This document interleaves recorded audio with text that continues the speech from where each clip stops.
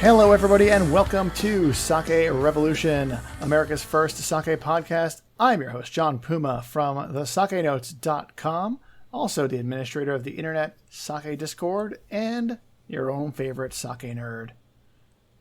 And I'm your host, Timothy Sullivan. I'm a sake samurai, sake educator, as well as the founder of the Urban Sake website. And together, John and I will be tasting and chatting about all things sake and doing our best to make it fun and easy to understand. That's right, Tim. And it's autumn. It's autumn is here. Yes, I actually turned off my air conditioner for the first time the other day. Really? Fantastic. Yeah. That's nice. Yeah. We today, right now, my air conditioner is actually off as well. We have some fans going because it's still a little warm. But that's not keeping Starbucks from stocking pumpkin spice. Well, I had a situation in my household.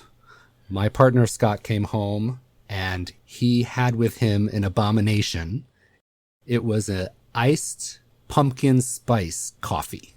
Iced coffee, pumpkin spice. And I tasted it. It was pretty gross. My view is you have to pick one or the other. You're either in the iced coffee camp in the summer or your pumpkin spice in the fall. Straddling this line is just, again, it goes against nature, I think. It goes against nature. So you're saying that this is unnatural to have pumpkin spiced iced coffee. I think my Shell would want to have a word with you, by the way, and perhaps share some coffee with Scott, because she does that. She really only likes iced coffee, and she absolutely loves pumpkin spice. She loves the autumn. She knows pumpkin spice is the herald of autumn in America. That's true. Well, I love iced coffee year round. I'm not going to speak bad about iced coffee, but I just prefer to put a scarf on. You know, I don't need the pumpkin flavor. There's two things that remind me of autumn, and autumn is my favorite season in Japan. Mm-hmm. And when I think of autumn, I think of these scarlet, bright red Japanese maple leaves, and I think of fall release sake, which is Hiyaoroshi. So you don't think of pumpkin spice? No, I don't. It hasn't permeated Japan enough yet that it wasn't everywhere. You know, they're more focused on sakura season, I think, in the springtime. All right, okay, that stands to reason. I think even the Starbucks sakura season specials even permeate here sometimes. So I could definitely see that being the case. Well, the fall is, I've talked to many people, and I agree with this too. The fall is the best time to get food in Japan. The cuisines of the fall are like the best. And there's special sakes that come out at this time too. There are. Yeah. So we are going to be looking at something called Hiyaoroshi today. Yeah. Now, I am a big fan of Hiyaoroshi. And I've had some really great experiences with this style of sake. Every year I get very excited for the Hiyaoroshi, the fall releases, to come to America. I want to say this year probably a few fewer than usual due to the current COVID situation. But we're still getting some, and that's very exciting for me. Yeah, absolutely. Hiyaoroshi is something that we always look forward to in the fall. And it's very similar to one of the pasteurization methods that we spoke about already. I think it was back in episode 16 when we talked about pasteurization. We talked about Namazume, and Namachozo, and all those different variations. That's right. And Hiyaoroshi is actually a form of the Namazume situation. So that, again, to remind everybody, was when we take a sake freshly pressed, we pasteurize it once, then we let it sit and mature for about 6 months, and then we skip a second pasteurization, and then it gets bottled. So it's only pasteurized once before storage, but not at the time of bottling. So that's, again, what we call Namazume.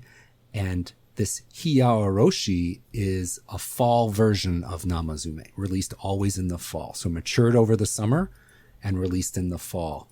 And it's very often referred to colloquially as like fall nama. Fall nama. That's interesting. That fall nama. You've never heard? You never heard that? I hadn't heard. No. That's interesting. Yeah. Though. So Yeah. So I mentioned during our pasteurization episode that things that are pasteurized only once can be referred to as nama. Mm-hmm. So there's 3 variations of nama. And fall nama is also called Hiyaoroshi, or the variation for the fall release of Namazume. So Hiyaoroshi is a special version of this fall nama that comes out this time of year, September, October. And it is really, really delicious. And sake shops in Japan actually do little displays. Oh, yeah. And have you been to Japan in the fall? You see like the little displays with the... Yeah. In fact, one time I went in October and I didn't realize that. I didn't know what Hiyaoroshi was.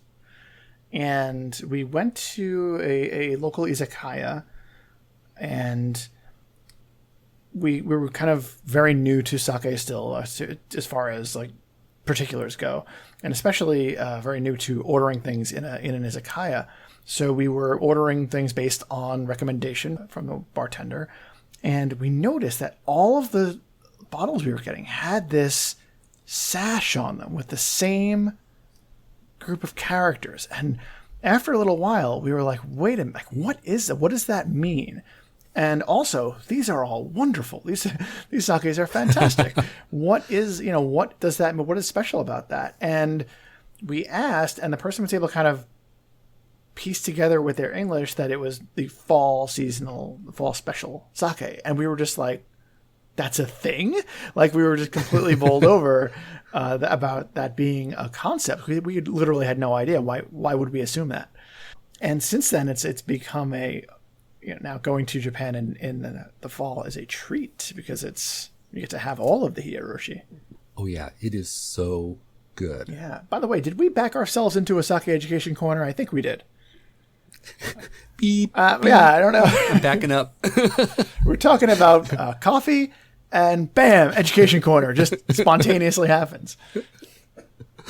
Yeah, so we snuck everybody into the sake education corner talking about Hiyaoroshi. Yeah. But when it comes to sake releases in the fall, Hiyaoroshi is not the only game in town. It's not. The other one is a little rare, I think, though. I think I've only encountered it a handful of times. And that one is the Akiagari, the cousin. Yes. And what's the difference, Tim? What are we looking at here? Well, Aki, the word Aki means fall or autumn, and Agari means to go up or level up.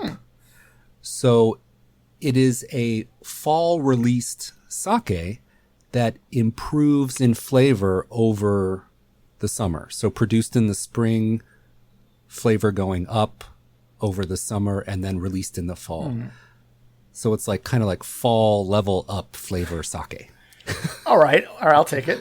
But it's not necessarily a Namazume. So Hiyaoroshi is almost without fail Namazume, once pasteurized, also referred to as fall nama. But the Akiagari is just a fall release sake. And it could be twice pasteurized. And it is a style that improves in flavor over the aging period. All right. So, and then released in the fall. Tim, outside of the decidedly vague improves in flavor, which I'm sure is what the breweries are hoping for, what is going to change about the sake when you, in the case of let's stick to the Hiyaoroshi for a moment, but let's say you pasteurize it at the same time that you're doing your normal run sake, and then you're going to let it sit for how long? About 6 months. About 6 months. So what's going to... Is it going to kind of become more complex? Is it going to mellow out? What's going to happen during that time? I think one of the important factors with the sakes we're tasting today is that they are released specifically in the fall, which is early in the season. So these are some of the first sakes to be released in the season. And that timing is important for Hiyaoroshi and Akiagari. The flavors over the aging period are going to mellow, mature, and this allows brewers also to blend tanks as well. So there's usually a blending phase that happens. Well, they might brew several batches of the same sake, blend them together, and this allows those flavors to meld and mesh together. So this aging period is very important, I think. Some brewers age for 3 months. A lot of brewers I've visited age for 6 months. And again, it's a mellowing, meshing time when flavors can come together, and you're not going to get those sharp and overly concentrated flavors that you get in Nama sake, the true unpasteurized. Mm-hmm. Everything mellows and rounds out over that aging period.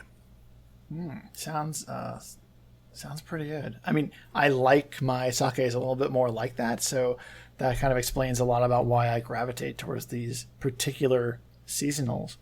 And I do find that, like a lot of seasonal sake, sometimes you get changes year over year, depending in some cases on what the weather was like in the summer. I remember one year I was lucky enough to go to Japan in the fall, following just an epic heat wave in Japan. And in the taste of the Hiyaoroshi that year, for a lot of the breweries, especially ones that were in regions that were hit by it, was decidedly less mellow. There was a lot more kind of like, when it gets a little more caramely, that kind of flavor, a little bit more of that came across in a lot of the sake. We were very surprised because normally that wasn't the case. We've had this same bottle 2 years before, and it was very different. And we had some conversations with people over there that they very much were, yes, that's sometimes things are, the weather doesn't cooperate, and you can have it change the flavor of the sake. It reflects the year, somebody said. John, what sake did you bring today? So I'm very excited about this, Tim, because this is, as far as I can tell, the first Hiyaoroshi that was released in New York in 2020, I think. All right.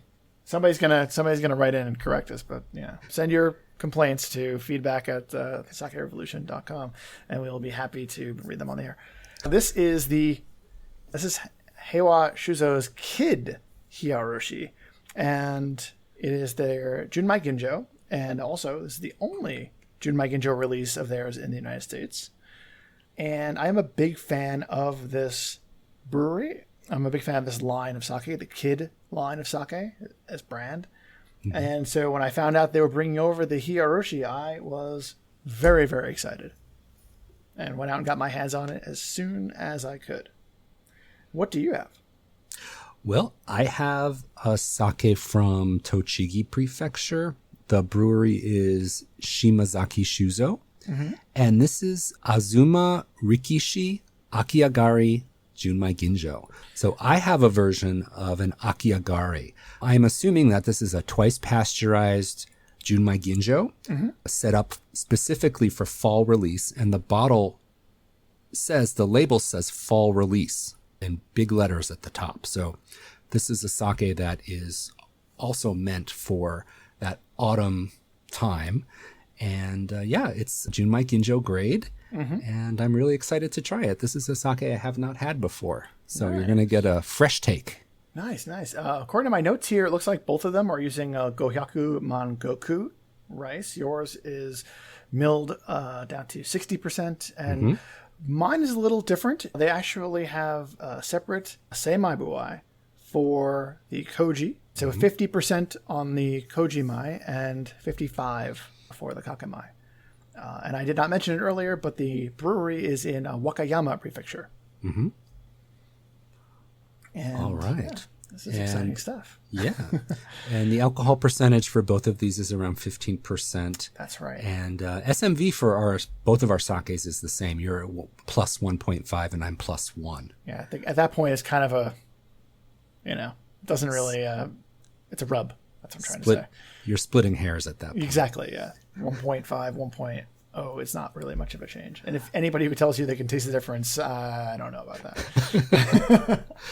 Okay, John. Well, you've been waiting for Kid Hiyaoroshi for a long time. So I have. Why don't you crack it open and... I will.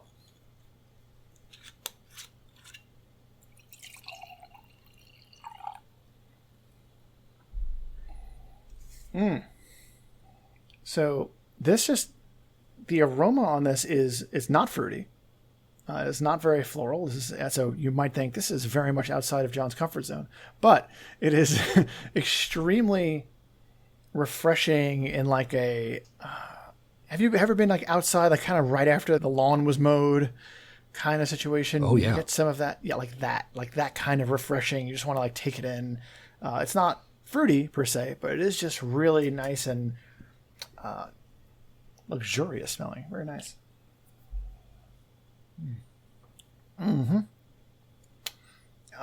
This has a really, really nice blend of fruit and acidity on the taste.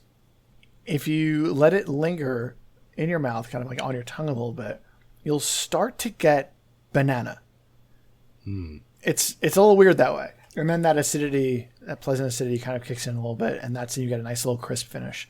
It's very, very drinkable in that I think we've talked about before how I like a sake that I can just kind of sip and maybe accidentally have a little too much of because it's so relaxing and so easy to just keep drinking. It's very, very easy drinking and very, very refreshing. This is going to take some self-control, Tim.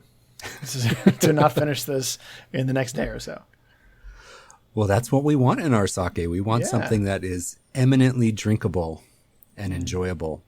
Now, I have a question for you. Since Hiyaoroshi is known as the fall nama, are you getting nama-like unpasteurized aspects to your sake, or do you feel it's more subdued?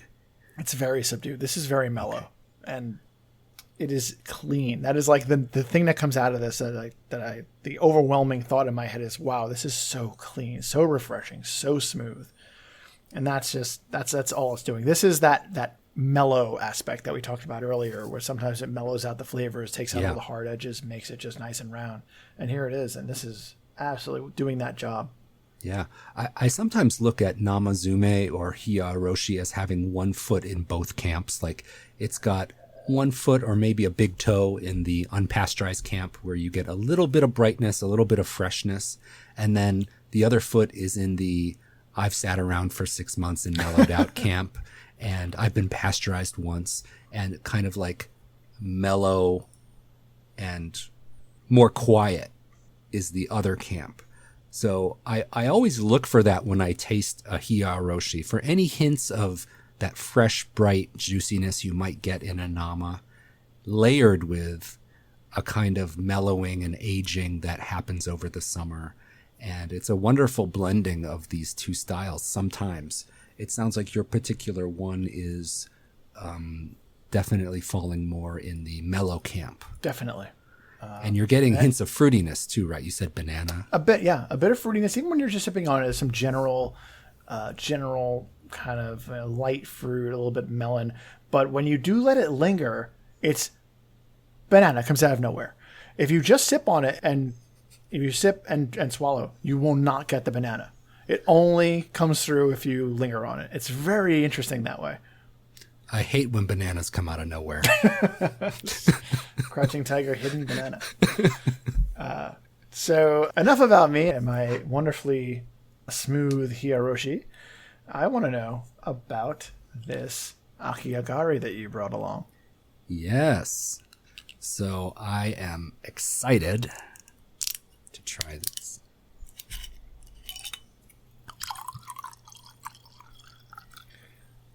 Now, Tim, I understand that this is actually, according to my notes here, it's cave aged.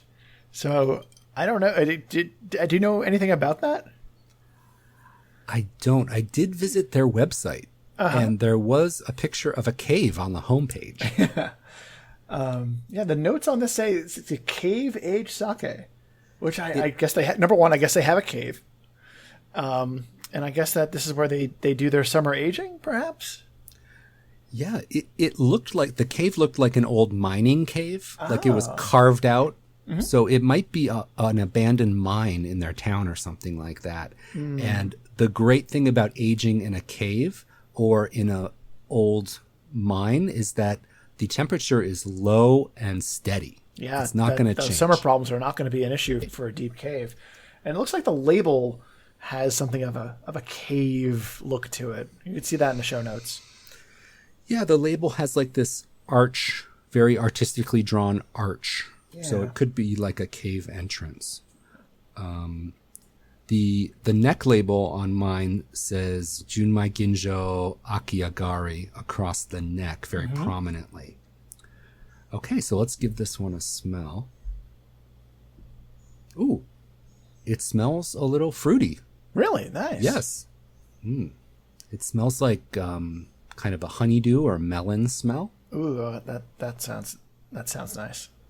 But not fresh. Not like juicy and fresh. It's more kind of a concentrated essence of that. Okay. So it's not like fresh and juicy, and it's a little bit more concentrated and getting melon, a little bit of fruity characteristics, but kind of, again, like an age to that. And then let's have a taste. So not wafting, but very present. Well, the flavor profile is much more earthy than the aroma. Huh. So it's coming across as more ricey and definitely more earthy than the aromatics. It's a really unusual combination. So the aroma is kind of showing you one thing or telling you one thing, and the taste is kind of giving you a bit of a different experience, it sounds like. Yeah. Huh. I mean, the aroma has this concentrated melon flavor to it, and you think it's going to be maybe a hint sweet and maybe a little bit fruity on the palate, but I'm getting really distinct grainy notes and rice. And usually Gohyaku Mangoku, the rice that is used for both of our sakes, is a lighter style. It usually doesn't show itself too much in a sake. It's usually more in the background. Yeah. More airy, generally. But this sake, maybe it has to do with the way it's aged. I really want to look into that more and see if I can find out about how this sake is aged in the cave. And maybe that concentrates it in a certain way that brings out more of an earthiness. Yeah, maybe the cave didn't have the effect that we thought it would. I mean, it seems that we thought the cave would really help with keeping the temperature under control. Yeah. So that's interesting that it is a little bit different on that side, though. Yeah, and when I look at it in the glass, there's like just a shade of color to it. It's not crystal clear. It's just got just a hint of color to it. Interesting. And when it comes to food pairing for this sake, I would probably go with something with a little bit more heft to it. Like this is reading as something I'd want to have with like a hot pot or a nabe or stew. And that is definitely like a fall, autumn type of food in Japan and a winter food. And I think this would pair really well with that. Your sake sounds like a totally different animal. And what would you want to eat with your Kid Junmai Ginjo? Well, I go to this well often, but I don't know if I would want to do anything too strong with it. It's it is light and clean and very smooth, and I'm worried that it wouldn't do well with most American dishes, for starters. And I wouldn't want to put this up against a lot of greasy dishes, so I'm not going to take out my tempura for this. But I think that it would get along well with some whitefish. I think this would be a very nice thing to have with some sushi. Yeah. So the importer actually says that this can be served warm or room temperature. And I haven't tried it that way. I've only had it chilled.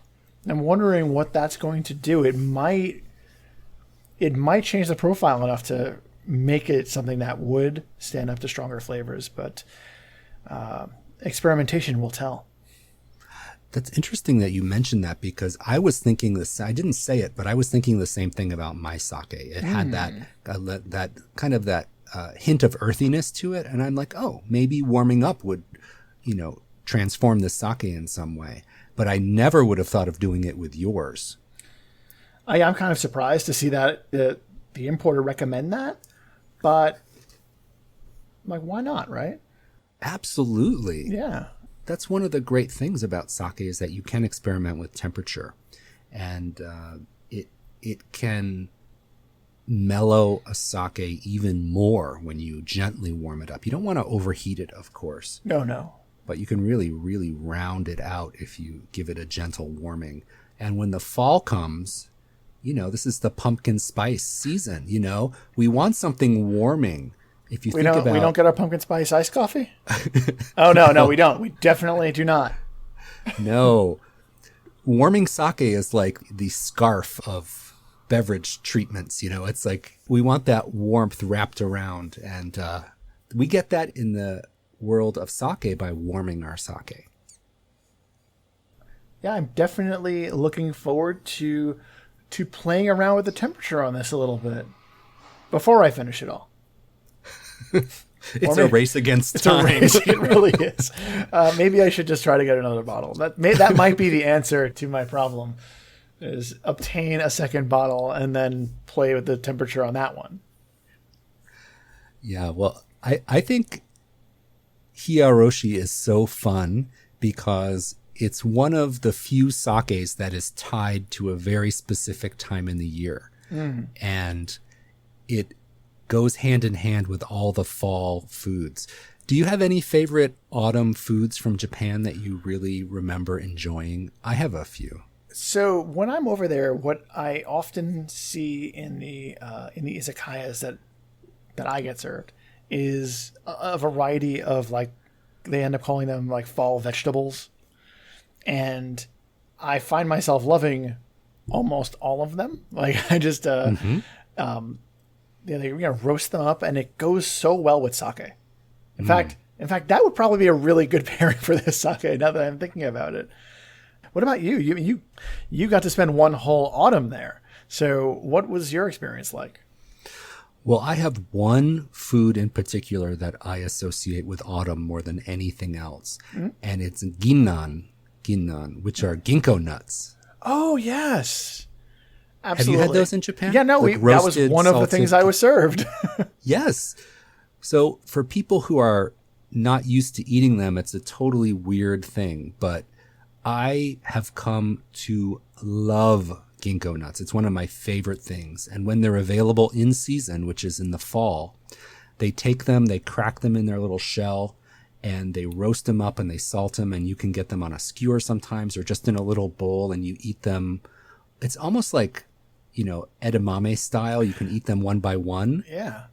But they're savory and deep in flavor and have a little bit of funkiness to them, but the salt balances that so well. Oh my gosh. I could start Urban Ginko Nuts as my next blog. Ginko Nut Revolution, our new podcast. Because I just love them so much. And I think that Hiyaoroshi pairs really well with ginnan or ginkgo nuts. And it's one of my favorite fall dishes for sure. I'm so happy to hear that you like them too. Yeah. Yeah, I didn't know it was happening. We had a Japanese friend with us at the izakaya. He ordered a bit of a variety, and these came, and we're like, what is this? And I'm like, oh, is it ginkgo nuts? I'm like, all right, I've definitely heard of ginkgo nuts. So let me try this. I had it. I was like, where has this been my entire life? This is amazing. That was my aha moment fall food, I think. No, it was definitely my aha moment for ginkgo nuts, though. I'll tell you that. On one of my first trips to Japan, it was in the fall, and I was in Miyagi Prefecture, and a Japanese person was taking me around, and we were walking through a park, and there were several older Japanese grandparent type people, and they were walking around the park with these plastic bags, and they were picking things up off the ground and putting them in the bag. I asked him, what are these people doing? And he's like, oh, they're collecting ginkgo nuts. Wait, and I'm like, collecting wild ginkgo nuts in a park? They were, yeah. That's awesome. Yeah. So you can get them in the wild. So you can pick them up in the park and roast them at home. And I had never heard of that before, ever. So when I had it for the first time in an izakaya, I was super excited, and it was really delicious. That's one of my favorite pairings. Sounds good. All right. Well, I think that was a great introduction to fall. We're going to get a lot more yummy food pairings and a lot more sake recommendations coming up as we get into fall. And just really excited about that. Yeah, I can't wait. And hopefully some more Hiyaoroshi coming our way. Can I get ginkgo nuts here, you think?